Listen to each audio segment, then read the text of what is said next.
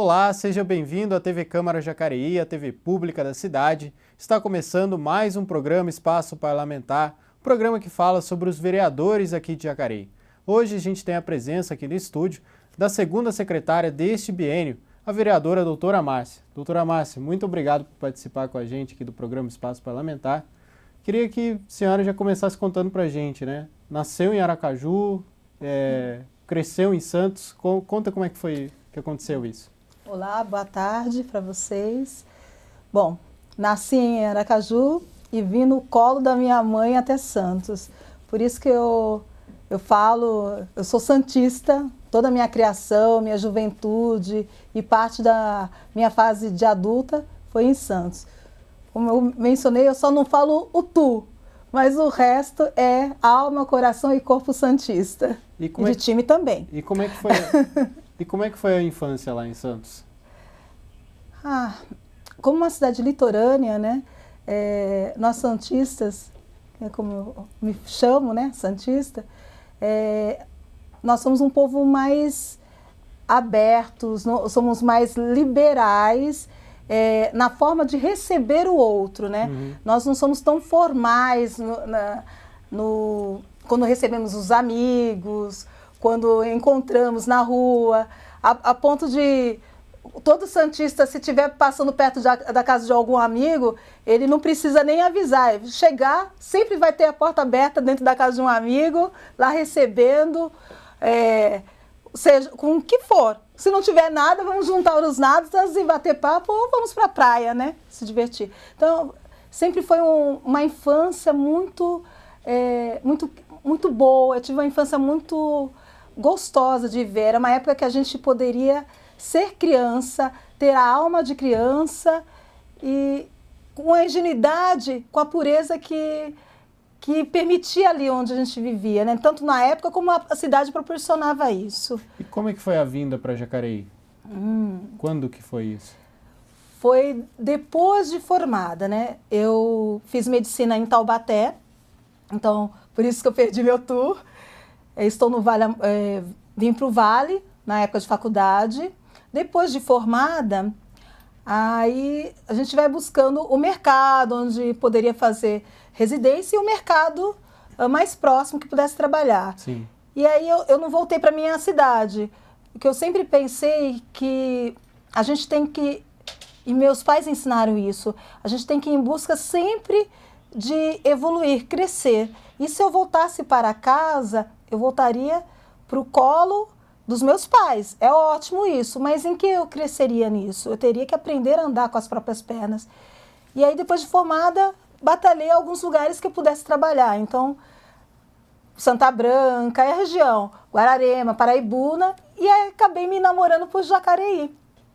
E se adaptou muito bem à cidade? Sim, gosta da cidade? Sim, eu amo Jacareí. Como é que foi quando você chegou aqui em Jacareí? Eu lembro da primeira vez que eu pisei em Jacareí. Na verdade, eu estava indo para Taubaté e estava passando de ônibus. Tinha um ônibus antigamente que era o Santa Maria, que ele saía de Santos e ia até Taubaté. E ele passava por Jacareí, né? E eu lembro que ele passou em frente do Porão. Antigamente tinha um barzinho que se chamava Porão. Sim. E que próximo do fórum, né? Próximo do fórum. E aí eu olhei, assim, vi muita gente contente, feliz e tal. Olhei para a cidade lá, com a placa da terra das cervejas, né, que tinha antigamente. Falei, nossa, essa cidade tem tudo para crescer, tudo para evoluir. Gostei dessa cidade. Mal sabia eu que dali a uns 6, 7 anos eu passaria a morar aqui. Viria trabalhar aqui, passaria a trabalhar na prefeitura, teria meus filhos aqui. Teria uma vida aqui, Uma né? vida. Minha vida está aqui. Hoje eu sou jacareense. Eu brigo, quem me perdoe, joseenses, mas eu brigo com quem for de outra cidade que fale mal da minha cidade. Minha cidade é Jacareí. E eu escolhi essa cidade, eu falo para todos, né? Muitos joseenses, taubatianos perguntam, mas por quê? Você é uma médica formada, né? Fez algumas pós. Por que escolheu Jacareí? Cidade pequena, provinciana. Eu falei, porque eu amo Jacareí. Eu poderia escolher Campinas, eu poderia escolher Taubaté, eu poderia escolher São José, mas Jacareí é onde está meu coração. É aqui. Essa é a minha cidade. Que legal. E Como é que foi a decisão para fazer medicina, né? Você veio, estava em Santos, resolveu fazer medicina e veio para Taubaté, né?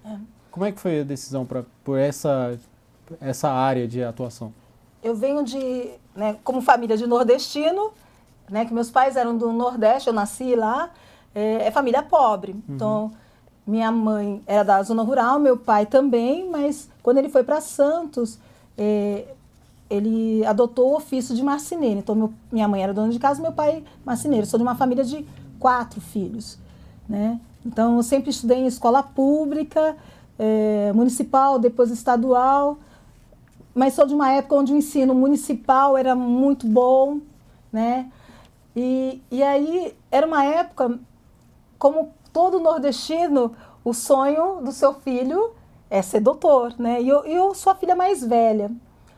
E eu, desde pequena, eu sempre olhei para a medicina o ato do cuidar, do se dar, né? O poder ajudar, né? As necessidades que as minhas famílias tinham e os meus vizinhos, os meus amigos também tinham. E sempre achei que sendo médica eu poderia fazer isso. Então, desde quando eu me conheço por gente, eu pensei em fazer medicina. Então, eu lembro, eu comentando com a minha mãe, com 11 anos, 10 anos, falei assim, mãe, eu vou estudar até dizer chega. Eu sei que é difícil, porque eu não sou de escola particular, né? Não sou de família rica. E conseguir um curso como esse, que é medicina, mas eu vou ralar, vou estudar até dizer chega para poder passar. Passei, né? Medicina não é uma escola pública, é uma escola particular, mas eu sou de uma época que tinha o FIES, né? Tinha as bolsas na escola, né? Na faculdade você poderia ajudar cantina, ser monitor, biblioteca, e você tinha esses descontos. E assim, eu sempre aprendi que tudo que a gente consegue é com batalha, é com luta. Então, para mim foi natural. É uma conquista, um objetivo, uma meta que eu queria, a medicina desde pequena, que eu corri atrás para poder conseguir. E pude dar esse orgulho para os meus pais.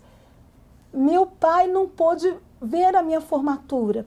Ele faleceu durante o meu ensino.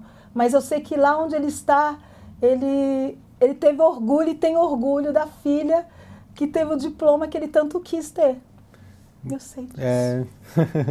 Com certeza, não tenha dúvida disso. E a especialização pela cardiologia e também pela geriatria, como é que foi que a senhora escolheu atuar nessas áreas em específico? Foi durante a faculdade mesmo? Como é que funciona? A cardiologia foi durante a faculdade, logo nos últimos anos. Quando a gente faz os 6 anos da faculdade, nos últimos a gente passa por todas as áreas básicas da medicina. Clínica, cirurgia, obstetrícia e pediatria. Até tinha traquejo para obstetrícia e pediatria. Mas não era a amplitude que eu queria um pouco maior isso. Pensei em cirurgia, fazer cirurgia durante a faculdade. Mas aí, não por ser mulher, né? Porque todo mundo pensa, mas é mulher, na plantão e tal. Mas trabalho nunca foi meu problema, nunca tive medo disso. Mas o ouvir. O cirurgião, ele é basicamente pequeno procedimento de pré-operatório, procedimento cirúrgico, alto, acabou. E eu adoro ouvir, né? Vocês lembram que todos os momentos que eu falei da minha história um pouquinho antes, o que me atraiu em Jacareí foi o ouvir, é acolhido, o povo. E minha profissão tem que ser assim, tem que ter esse contato com a população. E a cardiologia, como é uma área clínica, me permitia isso. Permitia ouvir, orientar, acolher, né?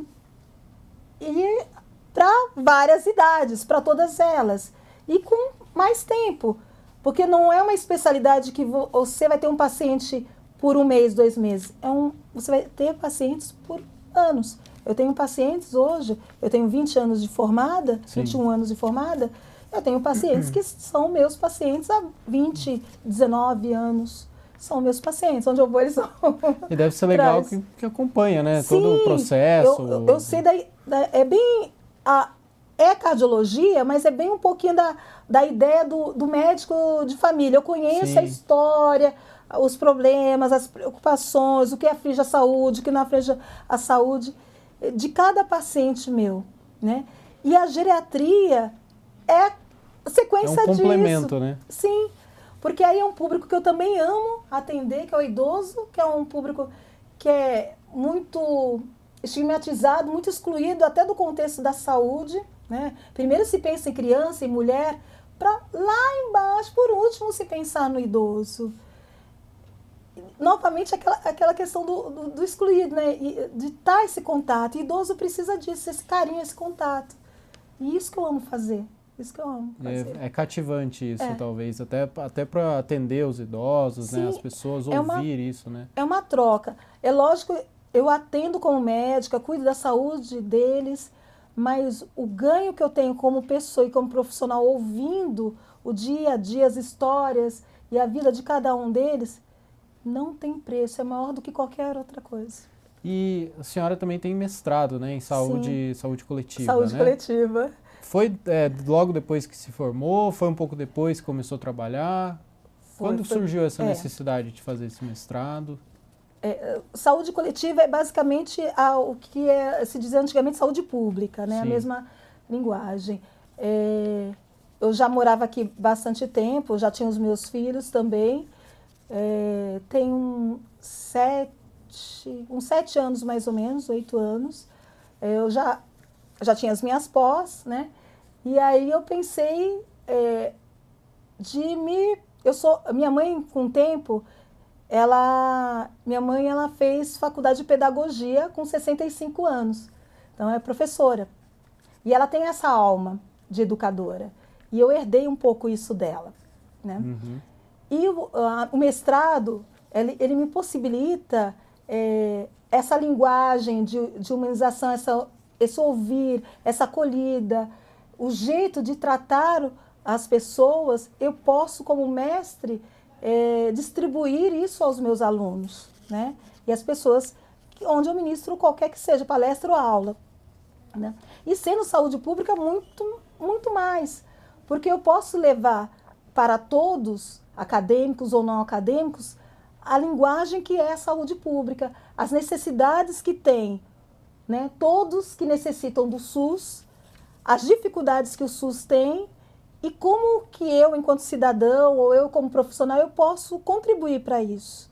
Então, o mestrado ele veio para poder instrumentar mesmo, para poder dar esse instrumento para eu ensinar e multiplicar isso para as outras pessoas. E como que a senhora vê a saúde, isso não digo nem no âmbito municipal, algo nacional mesmo, na época que a senhora começou a atender até agora, como é que foi deu essa evolução?